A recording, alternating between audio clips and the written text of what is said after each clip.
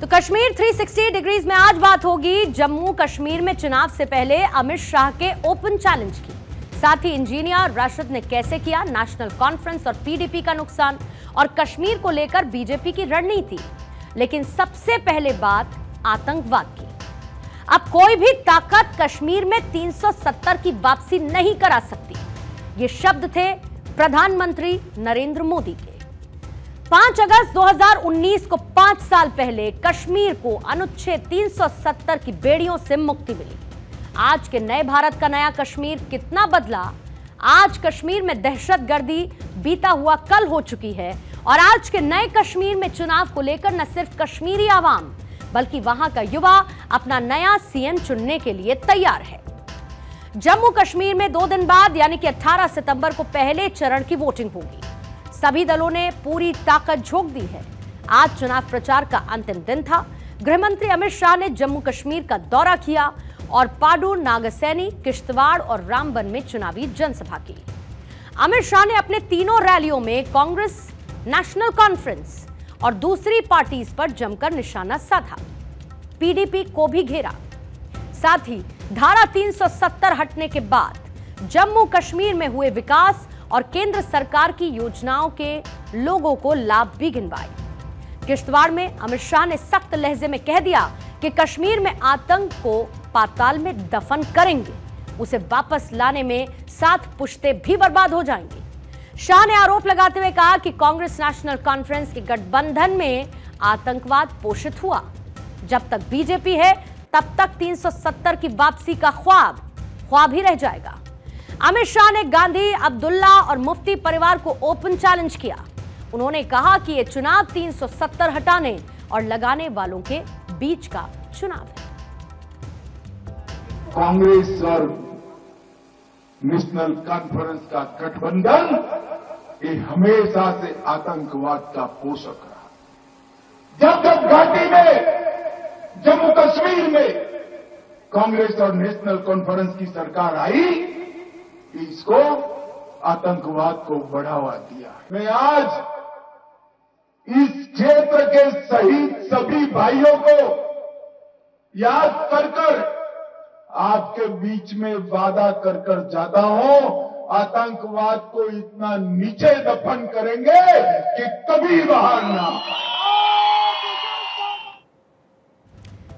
18 सितंबर को जम्मू कश्मीर में पहले चरण का मतदान होना है, और ऐसे में बीजेपी एक तरफ तो दूसरी तरफ कांग्रेस और नेशनल कॉन्फ्रेंस का अलायंस मैदान में है। महबूबा मुफ्ती की पीडीपी अकेले ताल ठोक रही है। 5 अगस्त 2019 को मोदी सरकार ने जम्मू कश्मीर को आर्टिकल 370 से आजादी दिलाई, और 10 साल बाद जम्मू कश्मीर में अब चुनाव होने जा रहे हैं। सियासी पंडितों का भी मानना है कि यह चुनाव मोदी और शाह के लिए साख का सवाल है। दरअसल जम्मू कश्मीर में आतंकवाद हमेशा से ही एक गंभीर मुद्दा रहा है। बीजेपी ने अपने संकल्प पत्र में जम्मू कश्मीर से आतंकवाद का पूरी तरीके से सफाई का वायदा किया है। प्रधानमंत्री नरेंद्र मोदी भी घाटी में आतंकवाद को लेकर हमेशा से मुखर रहे हैं। डोडा की रैली याद कर लीजिए। प्रधानमंत्री मोदी ने आतंकवाद, अलगाववाद और परिवारवाद पर जमकर निशाना साधा था।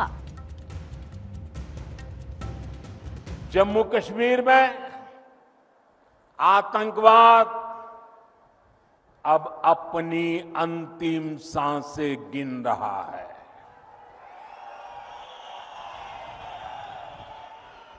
पिछले 10 साल में जम्मू कश्मीर में जो बदलाव आया है वो किसी सपने से कम नहीं है।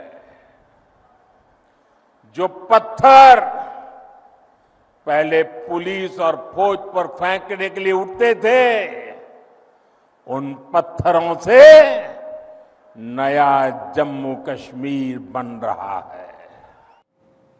बीजेपी की तरफ से संकल्प पत्र जारी किया गया और इसमें 25 गारंटी दी गई, जिसमें श्वेत पत्र जारी करना और आतंकवाद के सभी पीड़ितों के लिए जवाबदेही सुनिश्चित करना शामिल है। दरअसल कश्मीर को जो कुछ प्रकृति से मिला उसे खास तरीके के पैरासाइट ने अंदर से खाने की कोशिश की। इस खास तरीके के पैरासाइट ने कश्मीर की खूबसूरती पर पत्थर चलाने की कोशिश की। सुंदरता से भरे हुए कश्मीर के रंगों पर लाल खून की छींटें भी मारी गईं, और ऐसे में कश्मीर कराह जरूर रहा था, लेकिन एक बदलाव की राह भी देख रहा था। और वो बदलाव भी आ चुका है।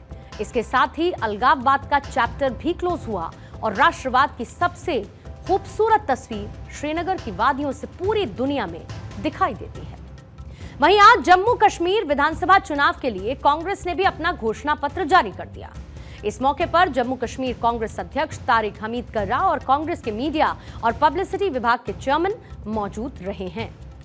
जम्मू कश्मीर चुनाव को लेकर कांग्रेस ने मैनिफेस्टो में 7 गारंटी रखी। वो गारंटी कौन कौन सी हैं वो भी सुनिए।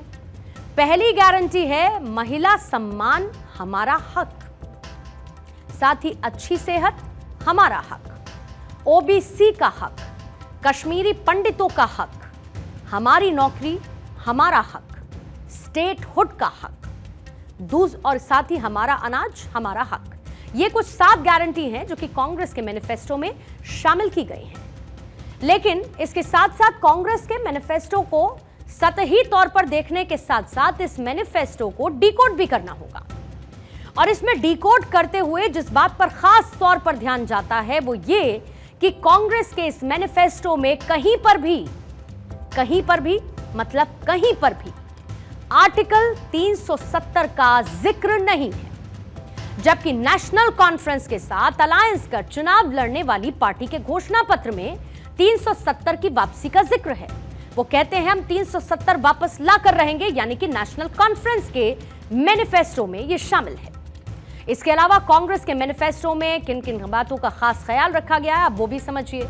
जो अधिकारों की बात की गई है, जैसे युवाओं का हक है, तो युवाओं को हर महीने 3500 रुपए तक का बेरोजगारी भत्ता देने की बात है। महिला सम्मान योजना के तहत आर्थिक रूप से जो कमजोर वर्ग के परिवार हैं उनकी मुखिया महिला को हर महीने 3000 रुपए देने का वादा है। सखी शक्ति के तहत महिला स्वयं सहायता समूह को 5 लाख रुपए तक का ब्याज मुक्त लोन मिलेगा। भूमिहीन किसान परिवारों को हर साल अतिरिक्त 4000 रुपए की आर्थिक मदद दी जाएगी। मेडिकल सुविधाओं के लिए 25 लाख का बीमा कवरेज दिया जाएगा। कश्मीरी पंडितों के लिए पूर्व पीएम डॉक्टर मनमोहन सिंह के शुरू किए गए पुनर्वास प्रोग्राम को फिर से लागू किया जाएगा, इस बात का वायदा भी किया गया है। जम्मू कश्मीर के बारामूला से सांसद इंजीनियर राशिद विधानसभा चुनाव में सबसे बड़े गेम चेंजर साबित हो सकते हैं। जेल से बाहर आने के बाद अवामी इत्तेहाद पार्टी के इंजीनियर राशिद को अलग अलग पार्टीज के नेता अब टारगेट कर रहे हैं। महबूबा मुफ्ती से लेकर उमर अब्दुल्ला, फारूक अब्दुल्ला तक इंजीनियर राशिद को बीजेपी का प्लांट किया गया एजेंट बताते हैं। नेशनल कॉन्फ्रेंस के चीफ फारूक अब्दुल्ला ने कहा है कि राशिद को चुनाव के समय 20 दिन के लिए बेल देना यह दिखाता है कि यह किसी रणनीति का हिस्सा है। जम्मू कश्मीर से हटाए गए आर्टिकल 370 को लेकर फारूक ने कहा कि हम एक बार फिर आर्टिकल हटाने के खिलाफ सुप्रीम कोर्ट जाएंगे और तब तक जाते रहेंगे जब तक ये फैसला हमारे पक्ष में नहीं आ जाता है। सुनिए उनको। हम लोग लड़ेंगे इसके लिए, हम तलवार और बंदूक और पत्थर से ही लड़ेंगे। हम सुप्रीम कोर्ट में फिर से वापस जाएंगे। सुप्रीम कोर्ट ने पहले 2 वर्डिक्ट हमारे हक में दिए हैं, इसमें कहा कि परमानेंट है। हम वापस फिर से जाएंगे और जाते रहेंगे तब तक ये वापस नहीं। ये बताइए कि ये की तरफ से है, हैदराबाद भी उन्हीं की है। ये तो मुझे बताइए 20 दिन किसने छोड़ा इसको? अगर छोड़ना तो पूरा छोड़ो, 20 दिन से इसलिए क्या हम लोग को मार जमात इस्लामी के साथ लोग समझ रहे हैं ये कौन है।